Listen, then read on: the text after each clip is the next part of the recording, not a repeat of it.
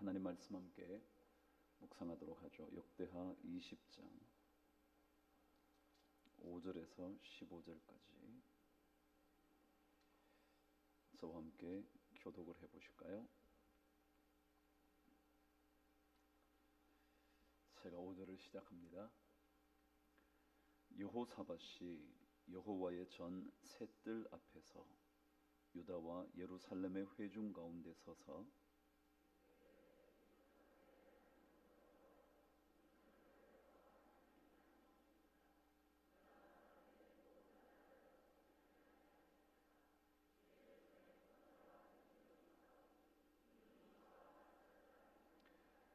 우리 하나님이시여, 전에 이 땅 주민을 주의 백성 이스라엘 앞에서 쫓아내시고 그 땅을 주께서 사랑하시는 아브라함의 자손에게 영원히 주지 아니하셨나이까?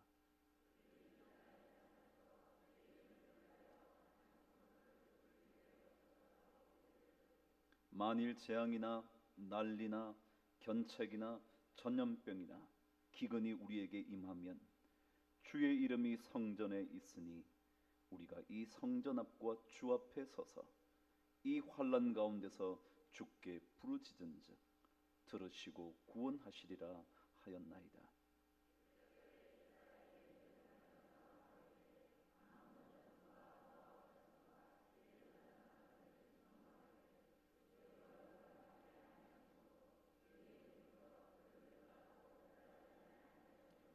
이제 그들이 우리에게 갚는 것을 보옵소서. 그들이 와서 주께서 우리에게 주신 주의 기업에서 우리를 쫓아내고자 하나이다.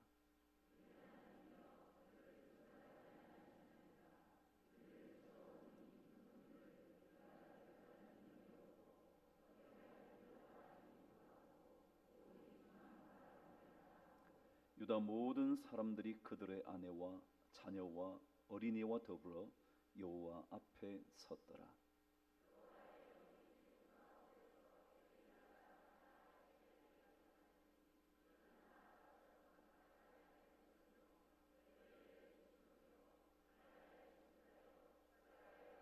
함께 읽어보시죠.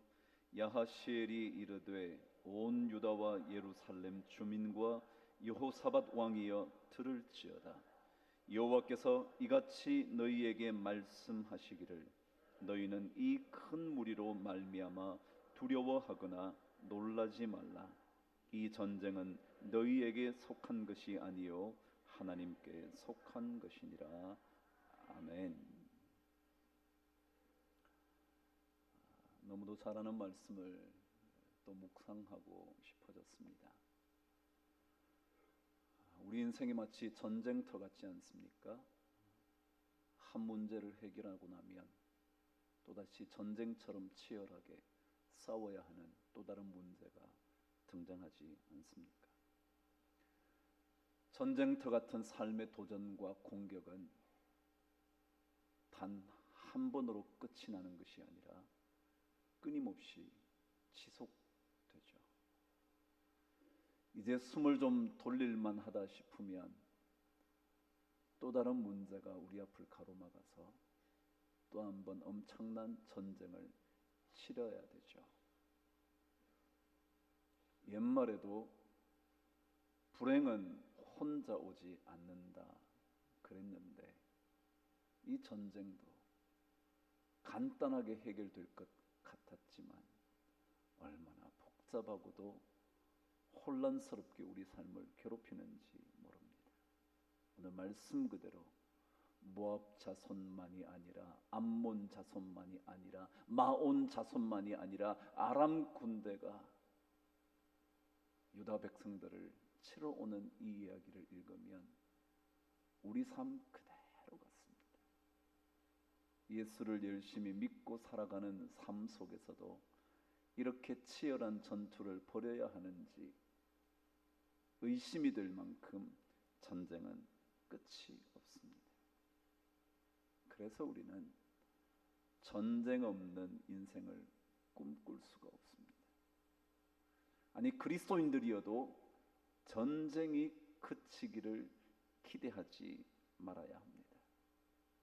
우리는 언제나 이 전쟁이 끝이 날까 생각하며 기도합니다.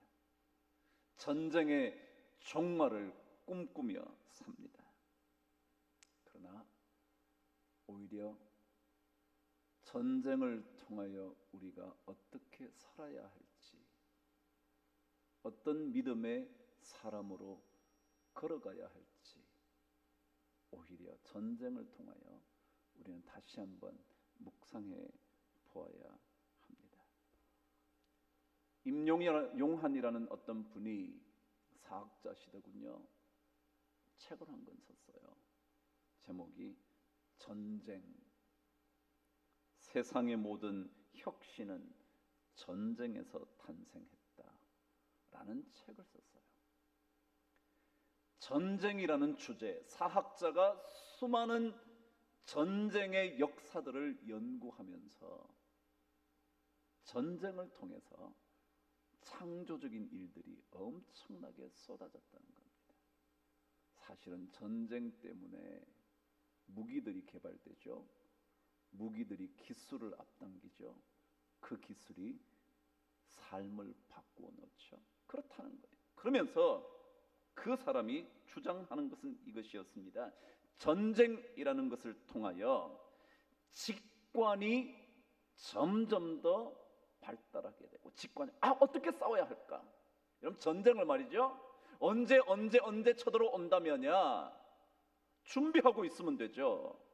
그런데 전쟁은 너무도 급작스럽게 올 때가 많으니까, 가정도 그렇잖아요. 남편이 언제 싸움을 걸어올 줄 안다면 좀 준비하고 있다가, 아니면 그 시간에 싹 도망가 버리면 되든가. 근데 전쟁은 그렇지 않아요. 갑작스럽게 오니까 갑작스럽게 만난 전투를 제대로 승리하려면 직관의 힘이 필요하다는 거예요. 그 순간에 어떤 판단, 이때 내가 어떻게 대답해야 될까? 이때 내 자식에게 어떤 말을 하면 이 전쟁을 부드럽게 승리할 수 있을까? 그 직관이 필요하다는 거예요. 그것만이 아니라 통찰력을 기른다는 거예요. 그 전쟁, 전투, 그 공격의 진짜 핵심을 꿰뚫어서, 지금 이 말을 하지만 사실은 이것이 무엇 때문에 왔는지를 꿰뚫어 볼 줄 아는 통찰력. 그래서 이것을 어떻게 해결할까? 창의적인 생각이 전부 다 한꺼번에 묶여 있는 것이 뭐냐면 전쟁의 장점이라는 겁니다. 그러면서 그 지연이가 이런 얘기를 했어요. 전쟁은 단기간에 엄청난 폭발력을 갖는 사건이다. 전쟁이 나쁜 게 아니라 전쟁은 단시간에 엄청난 폭발력, 이것만 잘하면 막혀있던 것들이 확 뚫어진다는 거예요. 마치 가정에 문제 없이 사는 부부들, 그 좋은 부부 아니래잖아요. 한 번씩 붙어야죠. 그래야 막혀있던 것들이 뚫려지면서 소통이 이루어집니다. 진짜 그 말이 맞잖아요. 이 전쟁 연구가가 전쟁이라는 것은 단시간에 엄청난 폭발력을 가진다는 거예요. 그래서 저는 오늘 여호사밧이 모압 군대와 암몬 군대와 마온 군대 아람과의 전쟁 이야기를 통하여 정말 이런 삶의 전투, 그 당시에는 국가의 운명이 달린 전쟁이었겠지만 나의 운명이 달린 이 전쟁에서 어떻게 살아남고 승리할 수 있을까? 우리 교회도 적잖은 전투를 벌여왔는데 어떻게 이 전투를 승리로 이끌어야 할까? 그 얘기를 오늘 여호사밧의 가장 유명한 이 얘기를 통하여 또 확인해 보고 싶은 겁니다. 사실 오늘 여러분과 제가 20장을 읽었지만 사실 18장, 19장, 20장 계속해서 여호사밧의 이야기가 기록되어 있습니다. 여호사밧이 유다 왕이거든요. 유다 왕 중에 탁월한 왕 중에 하나죠. 근데 그가 어느 때 길르앗 라못과 전투를 벌이게 됩니다. 전투를 벌이게 되는데 힘이 모자라니까 누구랑 손을 잡았냐 하면 이스라엘 왕과 손을 잡습니다. 이상하죠? 이미 이때는 분열 왕국이 됐다 그랬잖아요. 다시 말하면 남쪽의 유다와 북쪽의 이스라엘로 분열되어 있었던 그 국가가 하나님을 섬기는 나라로 남게 된 유다, 그리고 이방 신들을 섬기게 됐던 이스라엘로 나눠져 버렸거든요. 그래서 이 유다가 전투를 하는데 힘이 모자라니까 누구랑 손을 잡았냐면 이방 신을 섬기던 이스라엘 왕과 손을 잡습니다. 근데 그때 그 왕이 누구냐면 아합이라는 왕입니다. 유명한 왕이죠. 악한 왕으로 소문난 왕이죠. 근데 그와 함께 손을 잡습니다. 손을 잡고 동맹군을 형성해서 길르앗 라못을 쳐부수려고 결정을 했는데 승리했을까요? 못했을까요? 모르시면 성경을 읽어보시면 정답이 있습니다. 전투를 하는데요, 아합이 이렇게 말합니다. 자기가 조금 위험을 당할지도 모르니까 어떻게 말하냐면, 나는 신하들과 똑같이 그냥 전투복 입고 나갈게. 여호사밧, 당신은 왕복을 입고 전투에 나서라. 누구를 죽이려고요? 사실은 혹시라도 죽게 된다면 여호사밧이 죽도록. 왜요? 왕을 죽여야 되니까. 그래서 숨어서 아합은 백성들의 전투 사이로 들어가고요, 여호사밧은 왕복을 입고 전투에 갑니다. 길르앗 라못 군대들이 저기 왕이 있다, 죽여야 된다. 근데 보니까 사실은 아합을 죽이고 싶었습니다. 근데 보니까 아닌 거예요. 그래서 오히려 여호사밧은 살아나고 아합이 죽어버리고 말죠. 겨우 살아남습니다. 죽음에 직면했다가 겨우 살아납니다. 그게 여호사밧의 이야기의 앞부분 얘기입니다. 그러다가 여호사밧이 정신을 반짝 차립니다. 아, 내가 이스라엘과 손잡을 수 없지. 먼저 제가 지난 이야기를 하나 하면서 한 가지 그리스도인들이 꼭 기억해야 되는 것, 그리스도인들은 하나님과 손을 잡아야지 다른 힘이 될 것 같은 것을 손잡으면 큰일 납니다. 오늘 말씀에도 연결되어 있는 내용이지만 이 사건을 통하여 여호사밧이 정신을 차리고 하나님께로 되돌아옵니다. 그게 14장에, 조금 전 이야기는 18장에, 근데 19장에 이렇게 기록되어 있습니다. 19장 4절을 제가 읽어드립니다. 여호사밧이 예루살렘에 살더니 그랬습니다. 이게 굉장히 중요한 말입니다. 여러분, 예루살렘이라는 곳은요, 하나님께서 직접 그 예루살렘이라는 성전에, 아니 그 도시에 가장 중앙에 있다는 것을 의미할 때 언제나 예루살렘이라는 단어를 사용합니다. 그것만이 아니라 하나님의 백성과 함께 거하기를 원하시는 곳이 어디냐면 예루살렘입니다. 이곳은 너무도 중요해서 솔로몬이 성전을 재건하죠. 하나님이 거한다는 곳이죠. 사실은 아브라함이 이삭을 바쳤던 장소도 예루살렘이었다고 그럽니다. 모든 곳이 하나님과 연결되어 있는 곳, 그곳이 어디냐면 예루살렘입니다. 그래서 오늘 19장의 이야기의 한 절에 여호사밧이 다시 예루살렘으로 되돌아왔다는 것은 굉장히 중요한 사건입니다. 여러분, 믿음은 이것을 깨닫는 겁니다. 예루살렘에 다시 살아야 되는 것, 예루살렘을 떠나서는 안 되는 것, 마치 오늘 찬양처럼 십자가의 사랑으로부터 떠날 수 없는 것, 무엇을 하든지 건강하든지 우리 삶이 어려움을 겪든지 그것을 부인하지 않는 예루살렘에 사는 것, 이게 중요합니다. 다시 전투가 또 벌어집니다. 그것이 20장 얘기죠. 자, 오늘 이 20장 얘기를 통해서 예루살렘에 살아야 하는 하나님의 사람, 제가 오늘 제목을 믿음의 사람으로 그랬는데, 믿음의 사람은 어떻게 전투에 나서야 하나. 여러분과 제가 가정에서든지 일터에서든지 늘 하는 얘기대로 관계에서든지 아니면 교회에서든지, 하여간 이 삶을 사는 동안 끊임없이 전투는 일어나는데, 그때 믿음의 사람으로 산다는 것은 어떤 거냐.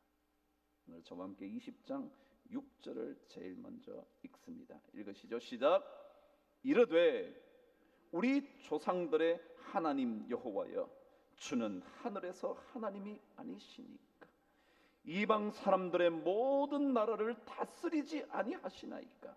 주의 손에 권세와 능력이 있사오니 능히 주와 맞설 사람이 없나이다. 그랬어요.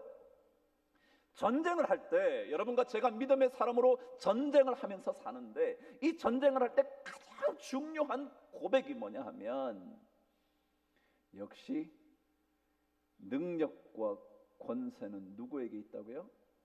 하나님께 있다. 이거예요. 이걸 놓치지 마. 권세와 능력은 주의 손에 있다. 주의 손에 권세와 능력이 있다. 인간의 탁월함, 그것 가지고 안 된다. 제가 늘 얘기하잖아요. 우리가 싸움을 하면 싸움의 힘을 자꾸 비추가려고 합니다. 싸움의 전략을 자꾸 짜려고 합니다. 그 모든 전략 이전에 가장 먼저 해야 될 것은 이 고백이에요. 믿음의 사람이라면 이것부터. 하나님, 제가 능력이 있는 것 같지만 아니요, 하나님께 능력과 권세가 있습니다. 제가 어제 그저께인가 우연히 신문을 보니까 이런 연구 하나가 나왔대네요. 아인슈타인이 죽었을 때 그 사람의 시체를 부검했던 의사가 도대체 아인슈타인의 머릿속에는 무엇이 들었을까 너무 궁금한 거예요. 그러니까 이것만 어떻게 잘 밝혀내면 천재들이 막 쏟아질 것 같잖아요. 그래서 아인슈타인의 뇌를 끄집어냈다네요. 조사를 해보니까 먼저 무게부터 달아봤더니 뭐 신문에 다 했어요. 1220g이라나. 근데 그거는 일반 사람들의 뇌의 무게보다 조금 모자란다는 거예요. 여러분, 뇌가 크면 뭐 안에 들은 게 많다 그러는 사람도 있어요. 대두. 그런데 그렇지 않더라는 거예요. 그래서 조사를 다 해봤는데 아무것도 안 나오는 거야. 또 연구를 했다네요.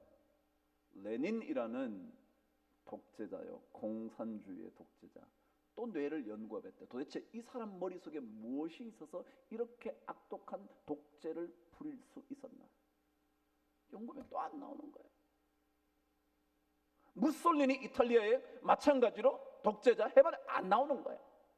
그러면서 그 기자가 아니면 뭐 학자인가 뭐라고 썼냐면, 인간의 유전자에 대하여 우리가 아는 것은 이 정도밖에 안 됩니다.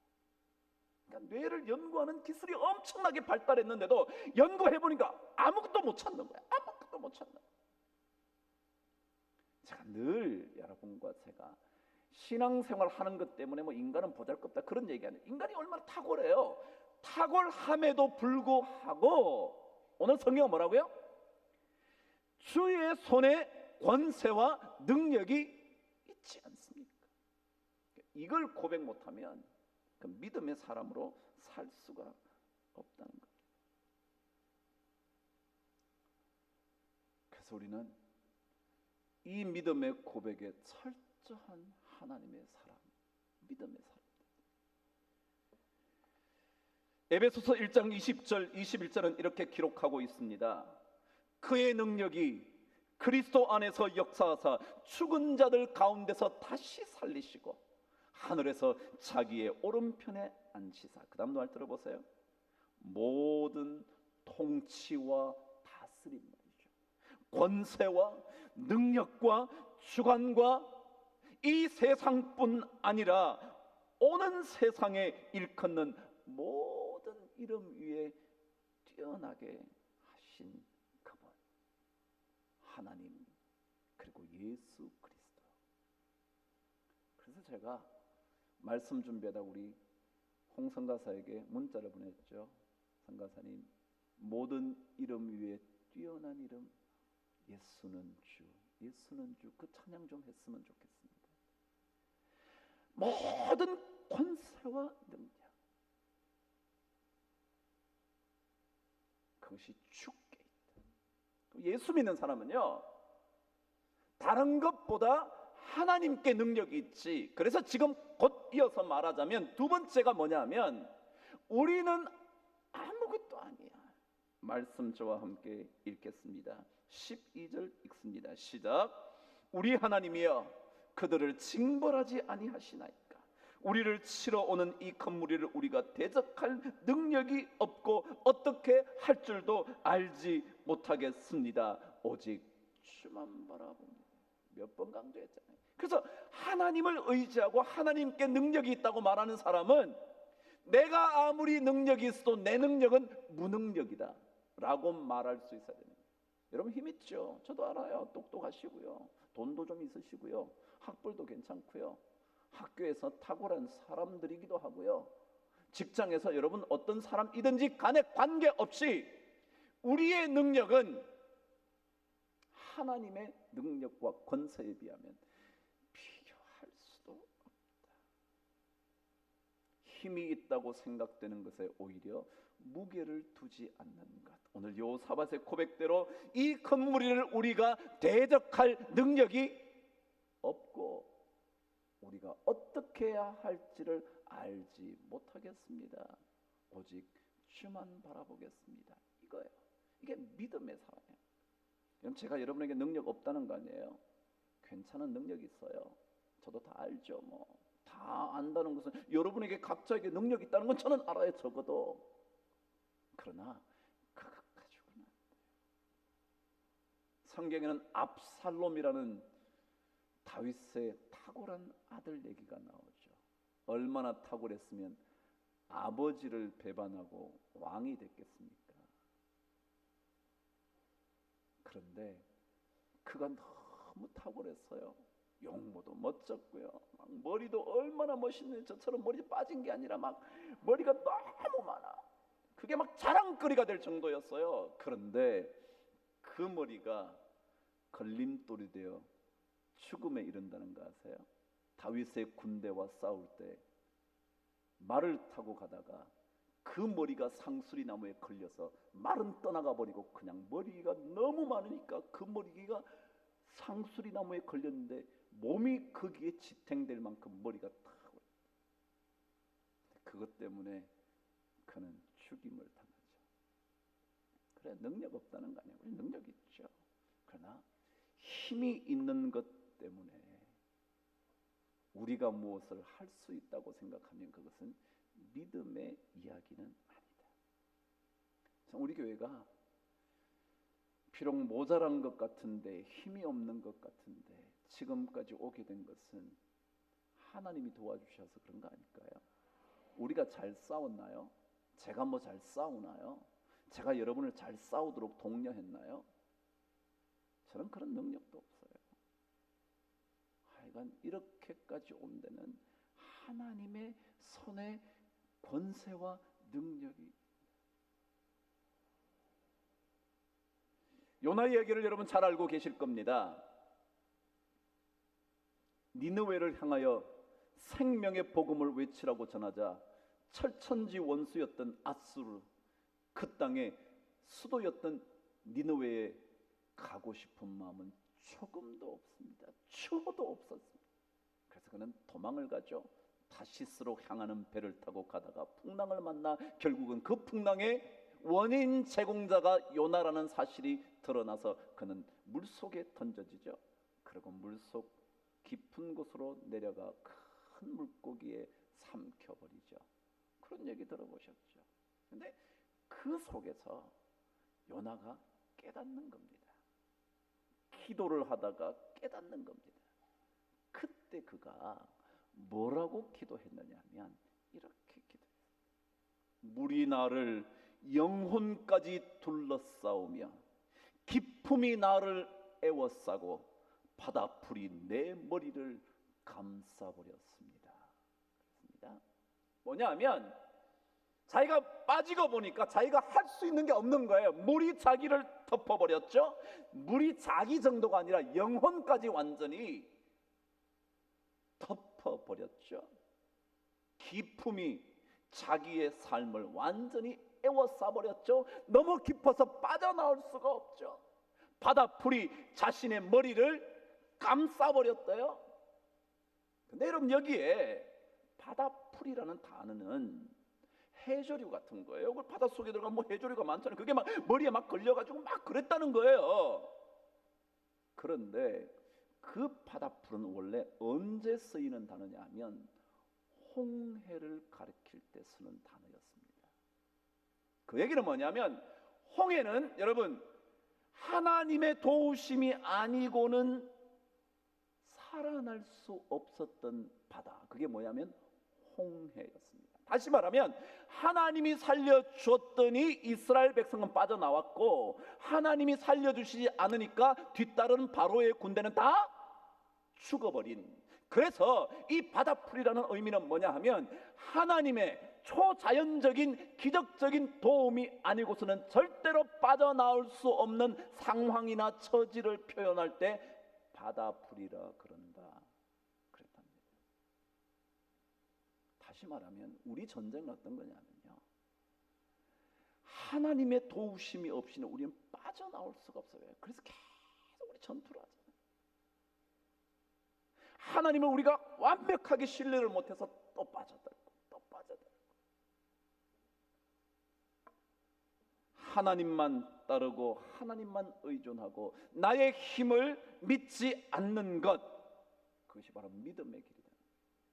심리학자 연구 결과 하나 제가 읽어드릴게요. 발표한 걸 그대로 보니까 이렇게 되어 있습니다. 잘 들어보세요. 목표 달성에 사용할 수 있는 수단의 숫자가 적을수록 선택된 그 수단이 강력하게 활성화된다. 아주 어려운 말 같은데 너무 쉬워. 뭐냐면요, 목적을 이루기 위해서 우리가 수단과 방법을 사용하잖아요. 근데 그 수단과 방법이 적으면 적을수록 그 수단, 선택한 수단이 강력하게 작동을 한다는 거예요. 자, 그럼 제가 한번 말해볼게요. 여러분의 어떤 전투에서 승리한다는 목표가 있어요. 그걸 위하여 여러분이 수단과 방법을 다 강구하잖아요. 수단과 방법을 강구하잖아요. 근데 그 수단과 방법이 뭐라고요? 적으면 적을수록, 다시 말하면 하나만 남으면 남을수록 그 수단이 힘을 발휘한다. 근데 우리는 온갖 수단과 방법을 다 동원하죠. 여기도 직접 그려보고 저기도 직접 그려보고, 이 사람 도움도 받고 저 사람 도움도 받고, 이것도 좀 했으면 좋겠고 저것도 했으면 좋겠고, 전부 다 동원합니다. 그럴수록 뭐라고요? 목표 달성을 위한 수단이 많으면 많을수록 에너지는 다 흩어진다. 그럼 저는 우리 교회가요, 수단과 방법을 별로 안 쓴 게 너무 좋아요. 진짜 우리는 수단과 방법이 모여서 매일 모여서 기도하는 거예요. 바보들처럼 앉아가지고.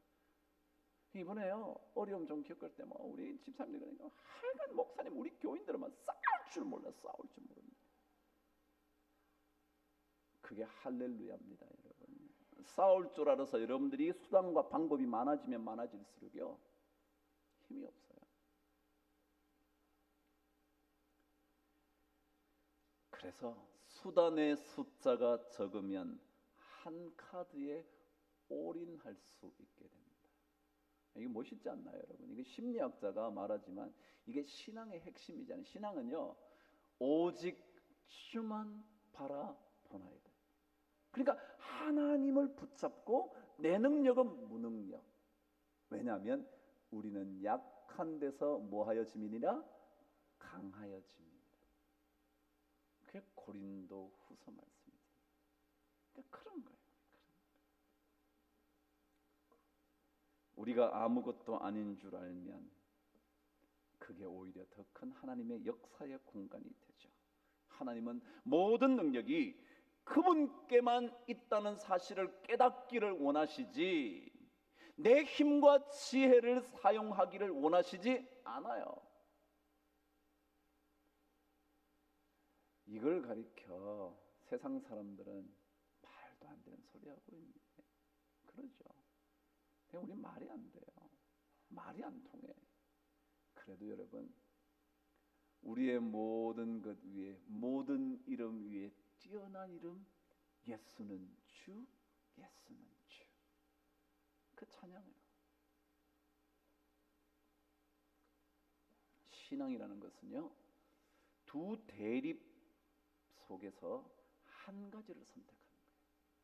내 안에 나라는 자아라는 것과 내 안에 예수 그리스도 하나님, 그 두 개 중에서 결정을 하는 거예요. 선택을 하는 겁니다.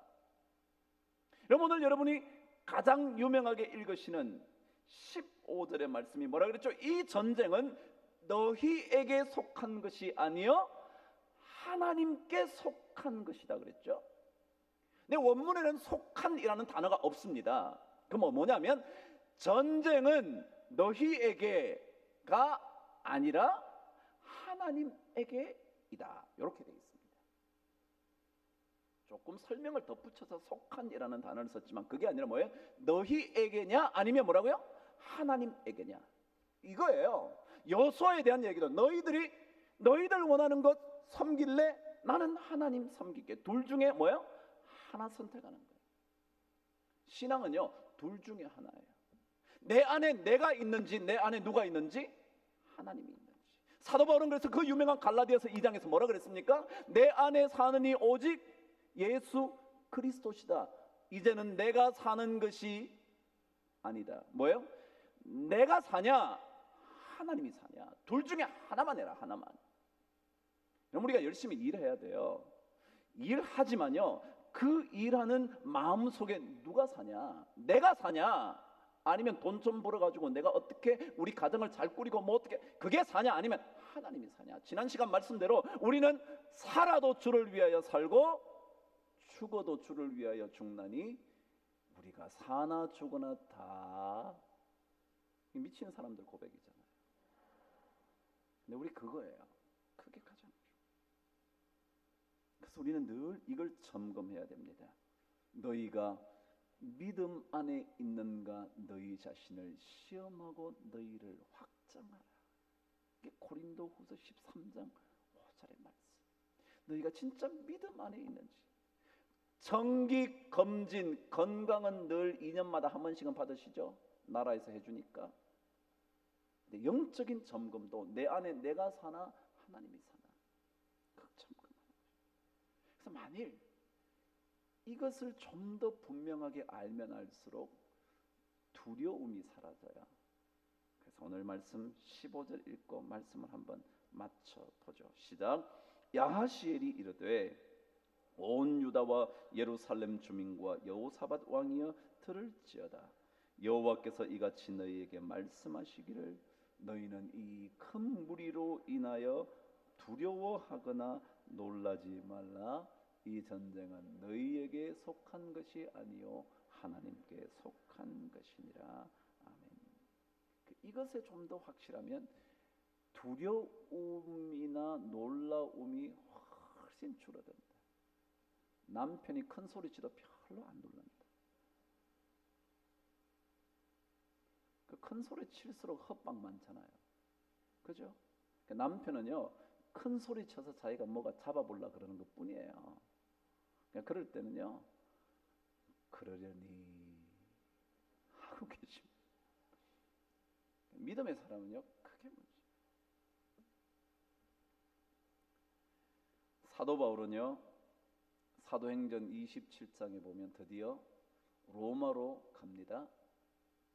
복음을 전하기 위해서 가려고 했지만 그런 기회가 주어지지 않고 죄수로 호송되어서 로마로 갑니다. 근데 가는 도중에 큰 광풍을 만나죠.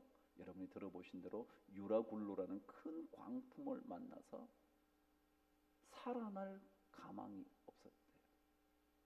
구원의 여망이 없었다고 성경 기록해요. 그래서 그 배에 있는 짐까지 다 버리고요. 막 온갖 것 다 버려요. 심지어 구조선이라도 혹시 있으면 타고 갈까 싶어서 매달아 놓았던 거룻배, 그것은 조그마한 배예요. 요즘으로 말하면 구명선 있잖아요, 여러분. 뭐 이번에 세월호 나왔을 때요. 그런 것까지 다 버릴 수밖에 없었어요. 다 끊죠. 그래서 그런 배도 떠나가게 만들고 완전. 그런데 그때 사도 바울이 뭐라 그런 줄 아세요? 밤에 하나님의 음성을 듣거든요. 이렇게요. 두려워하지 말라. 내가 가이사 앞에 서야 되겠고, 다시 말 로마의 황제 앞에 서야 되니까 내가 너 거기 가게 해줄 거야. 또 하나님께서 너와 함께 항해하는 자를 다 내게 주셨다 하셨으니 여러분이여 안심하라. 나는 내게 말씀하신 그대로 되리라고 하나님을 믿노라. 이게 사도 바울의 고백. 사도 바울은요, 말씀을 들은 그것을 자기가 완전히 믿어버려요. 하나님께서 너뿐만 아니라 너와 함께 항해하는 자들을 다 너 손에 붙였으니까 너 살아나서 가이사 앞에 설 거야. 그러니까 사람들 앞에 말하는 게 여러분이여 안심하십시오. 나는 내게 말씀하신 그대로 되리라고 하나님을 믿습니다. 우리 이런 고백하죠. 믿음의 사람 이런 고백이요. 내게 말씀하신 그대로 되리라고 하나님을 믿는다. 이런 훈련을 많이 받으셔야 돼요. 믿음의 훈련은 다른 거 아닙니다, 여러분. 여러분이 세상 살아가는 스킬을 배워요, 기술을 배워요, 교회에서요. 제가 긍정적인 얘기 많이 한다니까 긍정의 사람이라고요? 아니요, 그런 게 아니에요. 하나님께서 우리에게 주시는 능력을 가지면요, 두려움이 없어지니까 그냥 세상에서 잘 사는 것뿐이지, 담대하게 살 수 있는 그런 사람이 되는 것뿐이지, 제가 세상에서 잘 살 수 있도록 제가 이거 전하는 게 아니에요. 그리스도가 내 안에 있으면요, 왜요? 모든 이름 위에 뛰어난 통치와 권세와 능력과 다스림, 이 모든 것이 그분께 있으니까 그분이 우리 안에 있다 보면 그분이 하신 말씀 그대로 되리라고 믿고 살면, 그러면 세상에서 뭘 해도 잘하는 거예요. 그래서 그런 거지, 제가 여러분에게 잘 되라고 그런 거 아니에요, 여러분. 우린 잘 되나 안 되나, 건강하나 병약하나 십자가의 사랑을 떠날 수도 없고 부인할 수도 없어요. 그런 인생을 저는 여러분과 제가 살아갈 수 있게 되기를 간절히 축복합니다. 신앙은 둘 중에 하나를 선택하는 겁니다. 나라는 자아, 내 안에 있는, 아니면 내 안에 계시는 하나님, 그것만 잘 선택하시면 믿음의 사람의 인생은 참으로 능력이 넘쳐난다고 저는 믿습니다. 우리 교회에 이런 능력이 가득 차서 교회가 힘을 얻을 수 있게 되기를 주의 이름으로 축복합니다. 기도하겠습니다. 하나님 아버지, 고맙습니다. 예수 믿는다고 말하지만 하나님의 능력과 권세를 믿지 않고 살 때가 참 많습니다. 우리에게 하신 말씀 그대로 되리라고 하나님을 믿고 있었던 사도 바울처럼 살지 못할 때가 참 많습니다. 정말 우리도 바울처럼, 여호사밧처럼 그런 고백을 하며 살아갈 수 있도록 축복하여 주시옵소서. 그래서 세상에서 두려워하지 않고 놀라지 말고 안심하며 사는 우리 모두가 되게 하여 주시기를 예수 그리스도 이름으로 기도드리옵나이다.